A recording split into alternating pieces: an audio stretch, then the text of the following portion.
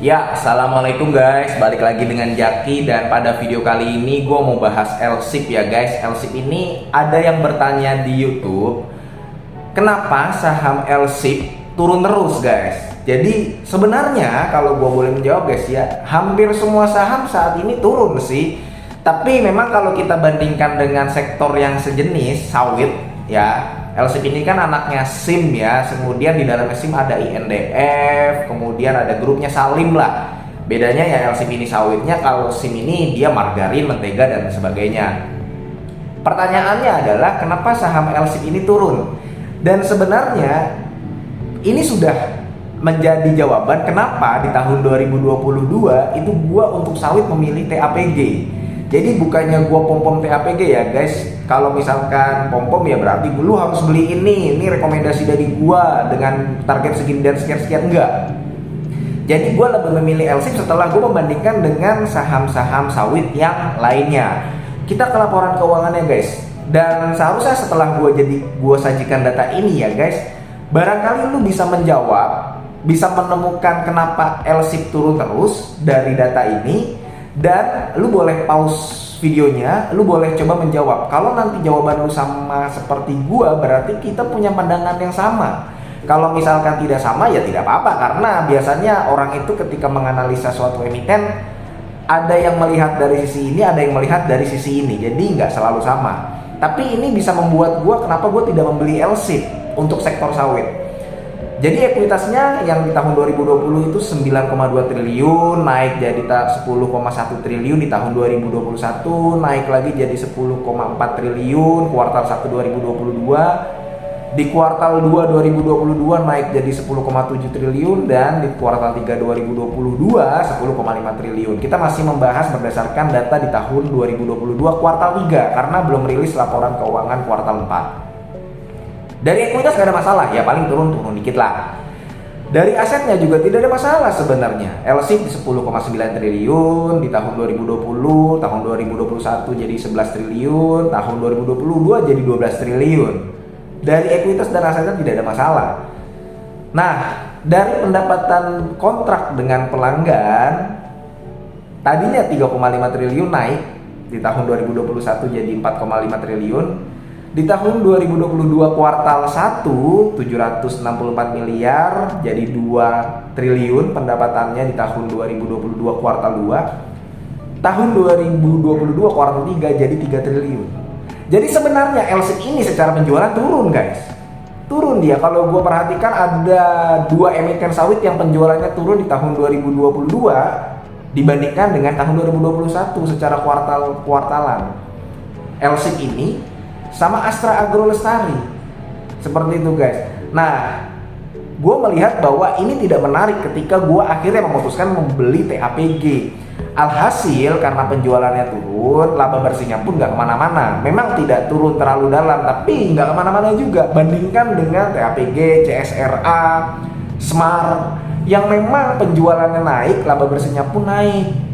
Kayak begitu guys. Jadi laba bersihnya bisa lu lihat juga di tahun 2020 696 miliar LSIP ini.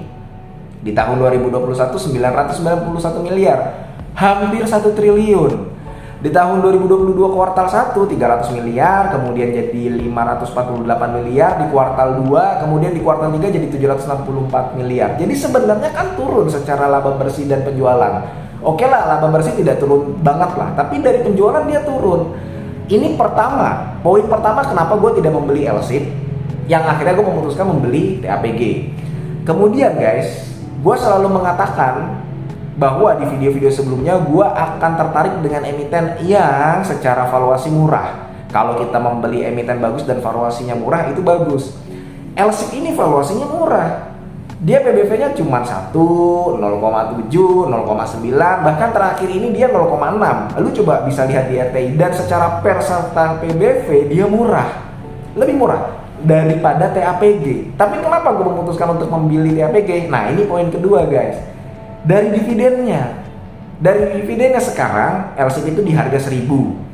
Dia di tahun 2020 membagikan dividen payout ratio 19%. Di tahun 2021 dia membagikan dividen payout ratio 35%. Di tahun 2022 dia berpotensi mencatatkan EPS itu adalah 145 atau 149 lah katakanlah, 150. Kita ambil yang tinggi 150. Syukur-syukur nanti di kuartal 4 dia labanya naik tinggi lagi. Kalau misalkan dia membagikan dividen payout ratio 35% saja seperti tahun 2021, maka per lembarnya itu kan sekitar 50-an, 57 atau 50 lah. Kalau harga saham LSIP sekarang 1000, maka dividen yieldnya ya 5%. Coba bandingkan dengan TAPG, dia harga sahamnya 690 katakanlah, sekarang sudah turun menjadi 620, 630-an. Dengan EPS yang sama, dia juga berpotensi mencatatkan EPS 150-an per lembar. Kalau dia membagikan dividen payout ratio 30% aja, maka dividen per share-nya itu kan 50 dengan harga 600, dengan harga per lembar TAPG 600, maka potensi dividen yield di tahun 2023 ini lebih dari 5%. Bagaimana kalau dia membagikan dividen payout ratio 50%, 40%, katakanlah 50% lah. Berarti TAPG membagikan dividen per share-nya 75. Dengan harga saham yang sekarang 620 murah nggak? Murah. Jadi itu dua alasan kenapa gue lebih memilih TAPG dengan LSIP. Gue sebenarnya membaca beberapa laporan keuangan perusahaan sawit, tapi gue coba membandingkan dengan dua itu, yang salah satunya merupakan portofolio gue, supaya tidak melebar kemana-mana ya. Dan tentunya gue lebih tertarik TAPG, secara penjualan dia lebih naik, secara laba bersih dia lebih naik, secara potensi dividen di tahun 2023 dia lebih besar. Makanya kalau lu lihat ya TAPG sahamnya memang turun, dia sempat mencapai harga tingginya 870 lah, tapi penurunnya nggak nyampe 30% kan. Bandingkan dengan kalau dalam 1 tahun ya, bandingkan dengan LSIP yang tadinya sempat di harga 150, kemudian sekarang tinggal 1000. Dan menurut gue dia masih berpotensi untuk turun ya, karena ya belum murah banget.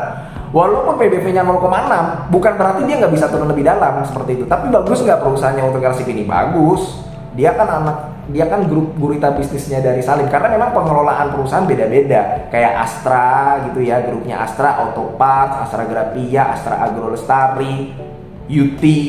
Dia biasanya membagikan dividen payout ratio 40%. Memang itu mungkin sudah kebijakan dari Astranya itu sendiri. Kita tidak tahu hal seperti itu ya. Tapi kalau dilihat dari penjualan dan dividen, gue lebih memilih TAPG. Balik lagi ke situ. Gue melihatnya seperti itu. Barangkali lu ada pendapat lain, lu boleh komen di bawah. Dan mudah-mudahan video ini bermanfaat. Semoga lu sehat selalu sehingga kita bisa bertemu kembali di video-video selanjutnya. Ini bukan ajakan jual beli guys, karena keputusan investasi ada di tangan masing-masing. Gue akhiri, wassalamualaikum warahmatullahi wabarakatuh.